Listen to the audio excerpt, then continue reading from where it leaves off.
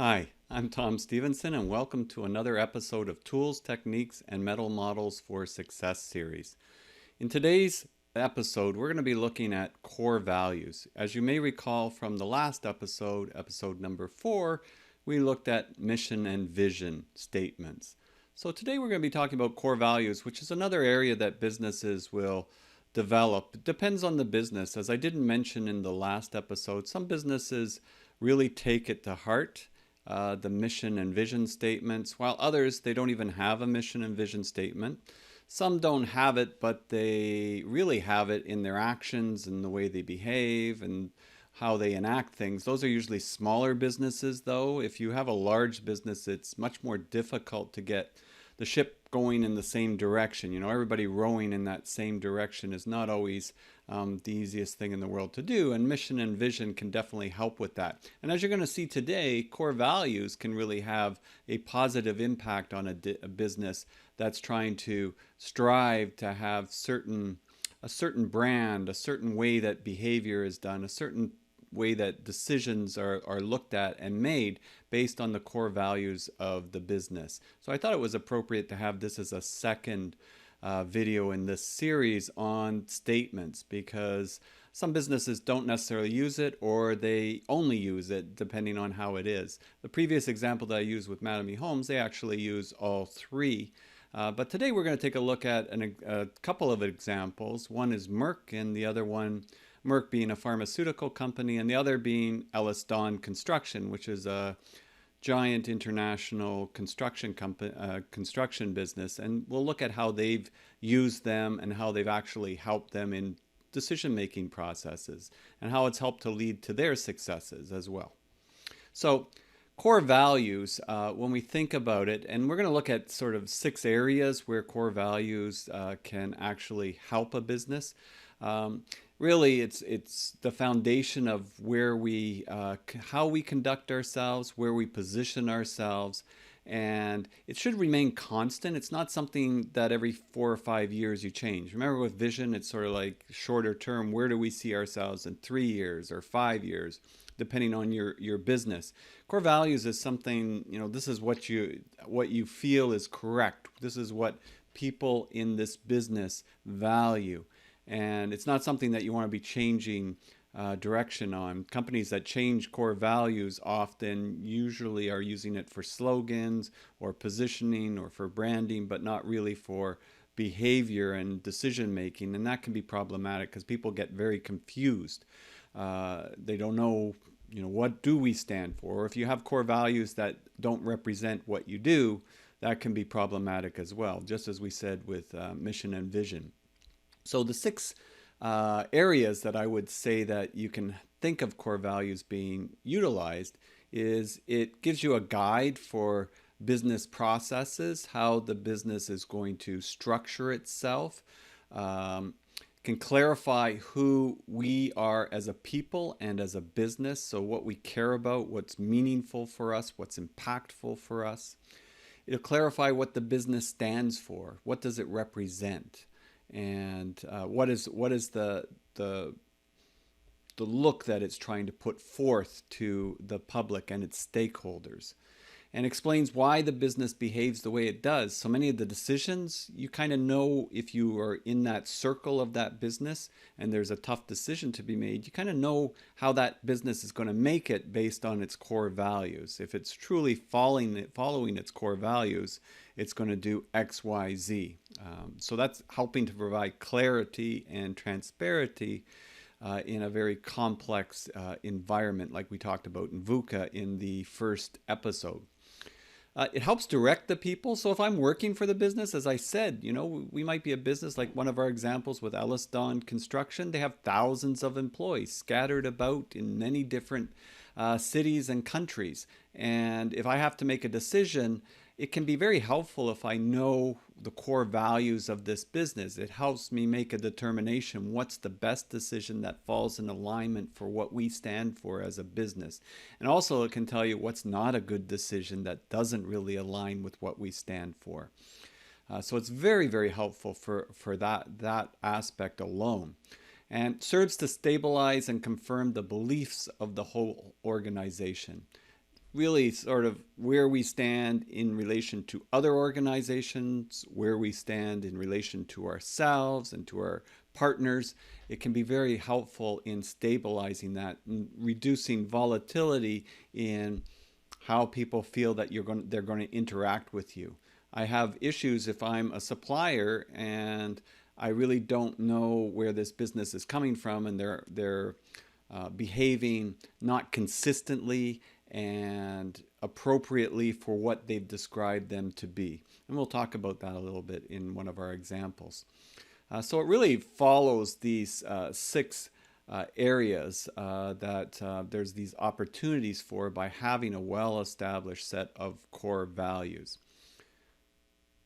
So my first example that I wanted to do as a sort of a case study, and it's well documented, it's online, you can look this up if you like. Merck, which is a very large international pharmaceutical company, their core values are to, and this goes back to the founder of Merck, who was a researcher and really had a lot of sincere principles about why he decided to start that business. And so really it was to preserve and improve human life. It wasn't to make a whole bunch of money and give it to the shareholders. It was to preserve and improve human life. So at his core, this was really, how this company, this huge company today, was started way back. I think it's over 100 years ago now. Unequivocal, so corporate social responsibility. So it's been broken in more detail over time. Corporate social responsibility, unequivocal excellence in all aspects of the company, science-based innovation, honesty and integrity, profit from work that benefits humanity. But really the top line is really something that fundamentally drives a lot of their decision making. And if we go back to the 1980s, the CEO of Merck, Roy Vagelos, was quoted as saying, this quote here that you can see on the page is basically him describing this research that their scientists were doing. And I believe it was in the area of veterinary medicine originally, but the scientists saw pretty early on that there was a lot of potential with this treatment to treat this disease that you probably never heard of. It's called blind river disease, and it's really a parasite that impacts people's vision. It's really only found in sub-Saharan Africa and affected millions of people at the time. And there really wasn't an effective treatment for that. So this product and treatment that the researchers and scientists were reviewing, and they saw a lot of potential for this to either completely reduce the impact of it or provide for a cure. The problem was they were all excited and presenting it to Ray Vagelos. The problem was for Ray is that this was going to cost a significant amount of their research money and time and effort. And if you ran a business case around it, it really didn't make any kind of financial sense. They were going to put together this product, and it was going to cost tens of millions of dollars to go through all the different phases of testing. It was going to take a long time to do it, and the financial rewards were not significant. And if you're somebody like Ray, you're the CEO, you're in a position where you have to answer to shareholders, and there's a lot of pressure to show that the money is being spent in the most productive way to provide a return on the shareholders' investment. So on the surface, it didn't look like it really had a lot of room to run with. But Ray thought back, and he was thinking, going back to the previous statement, Merck, what are we here for? We're here to preserve and improve human life. Science-based innovation, profit from work that benefits humanity, right? So that benefits humanity. So he thought to himself, well, what would this also say to our researchers and our scientists who, they put a lot of effort into this product, and obviously it's huge. It's a huge innovative product that's going to help millions of people. Problem was, he thought, though, when he looked into it deeper is, well, even if we do produce this product and we produce it at a very low cost and we're not really making any money on it. The other problem is even how do we distribute it, because the logistics in sub-Saharan Africa are next to impossible to deal with. But he thought it would be such a negative impact, to morale and to what the business stands for, and it'd be counter to the core values. He said, you know what, we're going to do this. And they did it. And it provided relief to millions of people. And they figured out ways to distribute it in an effective manner. And it's been a plus for, as I said, many, many people, because this blind river disease, it's very painful. It led some people to suicide, very detrimental to the lives of the people impacted by it. And so it had very positive impact throughout the areas where it was applied. And an offshoot of that, which was not Ray's intention at all, was that it actually benefited Merck in the sense, not financially directly, that you could sort of quantify. Sometimes there are subjective areas that are hard to measure. And he said, you wouldn't believe how this got out to the best scientists and researchers in the world that they wanted to work at Merck. So it made it very easy for them to recruit the very best researchers and scientists going forward. And he goes, I don't know what kind of dollar amount you could put on that, being able to attract the best people in the world. And this helped us in many ways, besides other things, obviously, that Merck does. But that kind of line of thinking, sometimes it has offshooting benefits that you don't necessarily see on your bottom line. Plus, at the end of the day, Ray would say it was the right thing to do.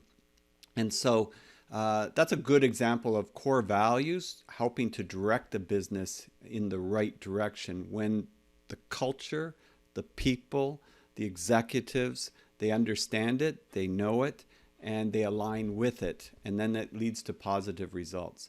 So that's in the pharmaceutical area. And I like to do construction as my core. Another company that I've worked for extensively for well over a decade, going on 12, 13 years now, is a company called Ellis-Don Construction. And they're a very, very large construction company centered out of Toronto, but they work across Canada and globally. So they do billions of dollars of work. They do large infrastructure projects. It's probably easier to describe what they don't do than what they do. They don't do like Mattamy Homes, low-rise housing, residential wood frame houses, not yet that I know of. Doesn't mean they won't. But other than that, I think you can be pretty safe in saying they've worked in pretty much all the other areas of construction, infrastructure, condominium buildings, schools, universities, the list goes on and on. So their CEO, Jeff Smith, is a very, I would say, very gifted speaker. He's very good at sort of telling a story and getting people to engage with that story. And so I think his sort of viewpoint, and I guess I can't really speak directly for him, but he's spoken at our college a number of times, and I've had a number of interactions with him and seen him speak. I think he's not too big a fan on the mission vision side of things. I think he's more a core values kind of CEO that really sees the value in looking at those statements and having it very clear to the people that work in the business what drives this company, what this company is about, and what it really values from that perspective.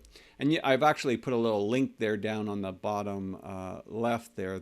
You can go to their website where you can see a lot of information. He's actually got an excellent blog that he puts up there as well, which gives a lot of different viewpoints that I find always to be an excellent read if you really want to come to an understanding from a CEO's point of view. And he's very transparent with this information. So I'll go to the first bullet, and on the website it spends pretty much about a page on each one of these points. I won't go into it that detailed, but I'll give you a good overview here.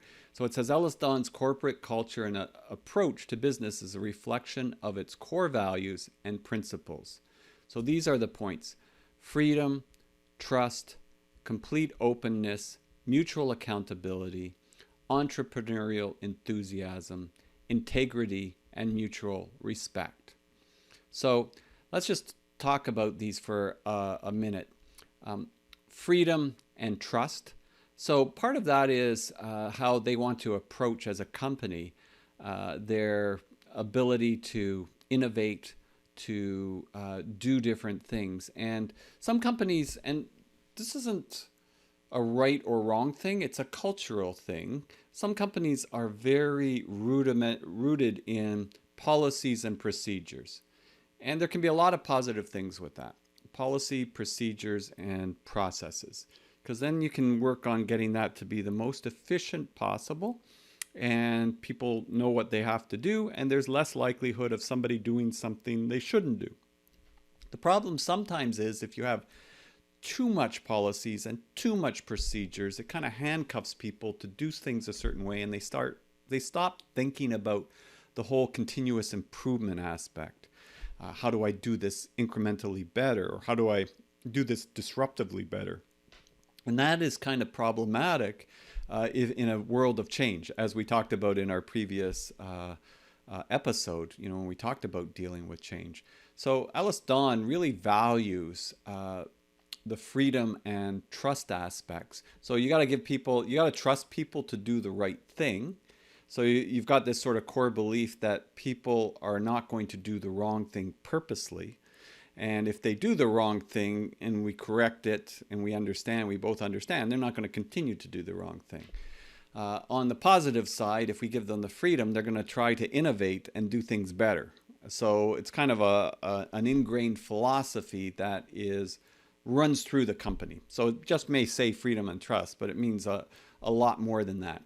And of course, it's a two-way street, freedom and trust. It also means as a business, you need to be open. So there's a lot of transparency at this company. So, you can't just have it one way and not the other way. So complete openness is important. And that means, if you want people to innovate in that, you can't be hiding things or telling them a story that's not true, or this project's losing a lot of money. Meanwhile, it's making a lot of money. That won't hold water very long. So you want to have that. And that, of course, ties in with mutual trust and freedom.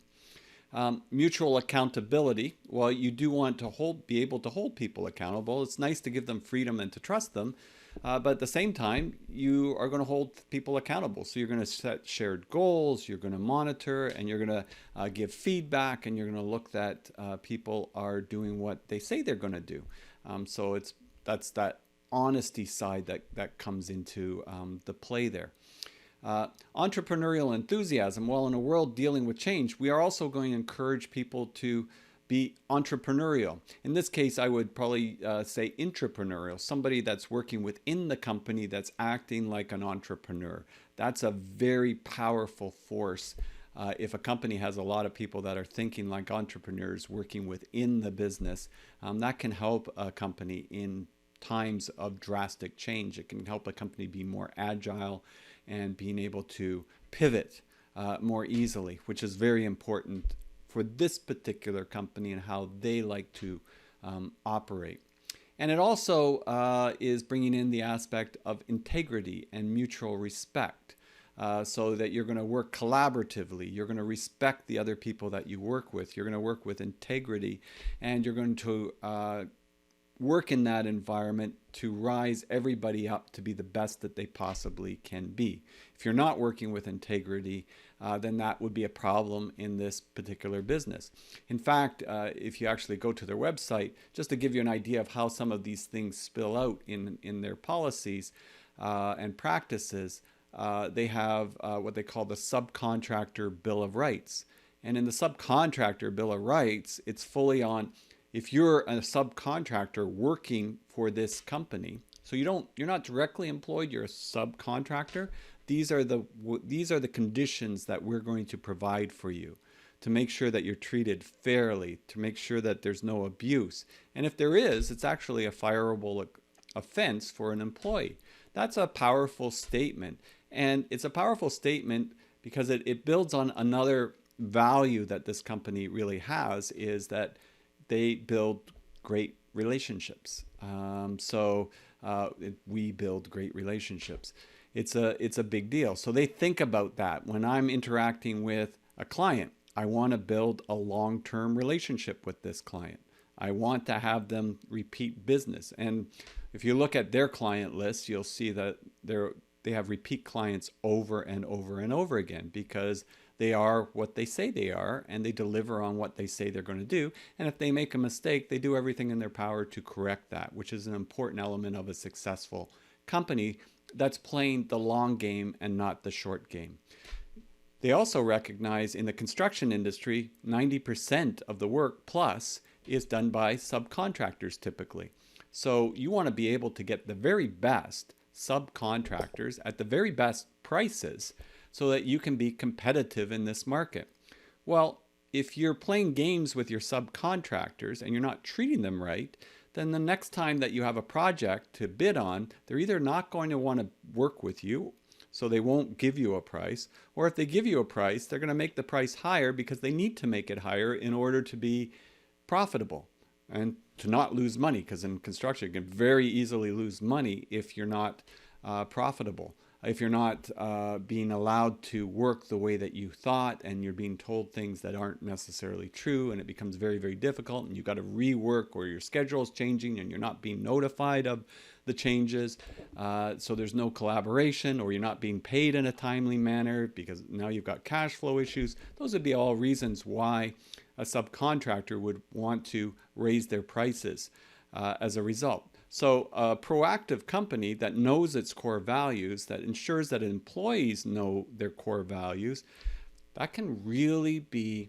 an effective motivational tool. And I've seen this in action over the number of years that I've worked there. I even find it interesting when I was delivering a project management planning and scheduling program with them. Their head of scheduling, I had a template, and it was something that they had developed, and I was going to say, okay, well, this is the way you're supposed to use this. Well, no, don't say that this is the only template.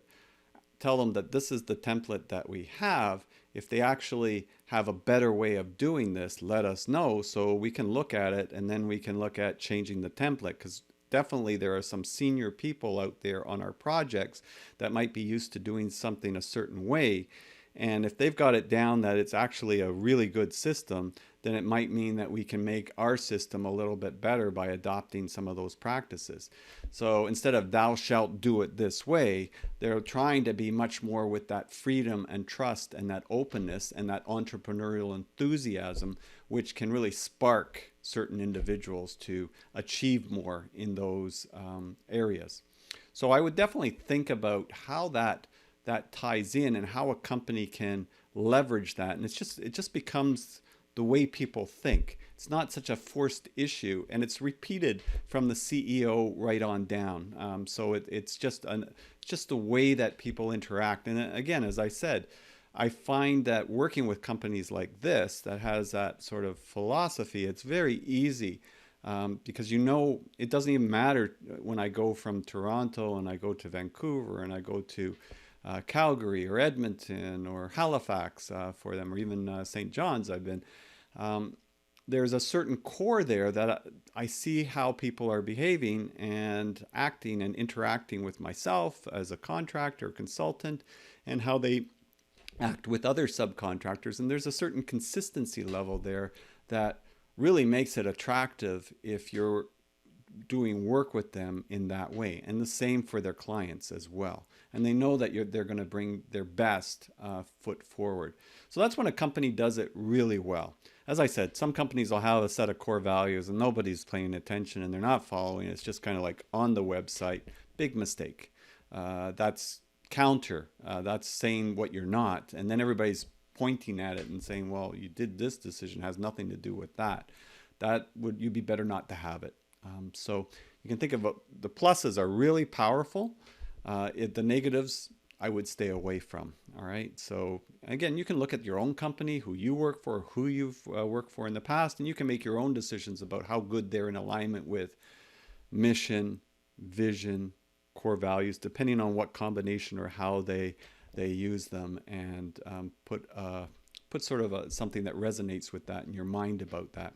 And I would also say that it's a very effective tool for you to have your own mission. What's my purpose? To engage students, like have a mission that you understand, and this sort of drives you, and a vision where you want to go. And we'll talk about goal setting coming up, and of course, core values.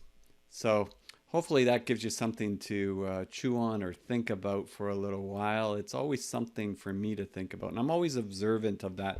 And I used Elliston as an example. There's other companies that their core values are different, but they really understand it. And so theirs isn't necessarily that this is the only way and this is what's right, but they understand it's them and this is their core values. Other companies may have different ones, and as long as they understand it and it fits their industry and they're utilizing it properly, then that can be the same value. And you can look around at different companies and get a sense of that. But I really think when you work with a company, you've seen it, and you can sort of tell, is this the real deal or not? So I'm Tom Stevenson, and I hope you enjoyed this short episode. And if you like this video, please hit the subscribe button in YouTube so that you'll be notified of upcoming videos. I intend to be uploading videos at least once a week for the foreseeable future. And I hope you have a wonderful day, and we'll see you next time.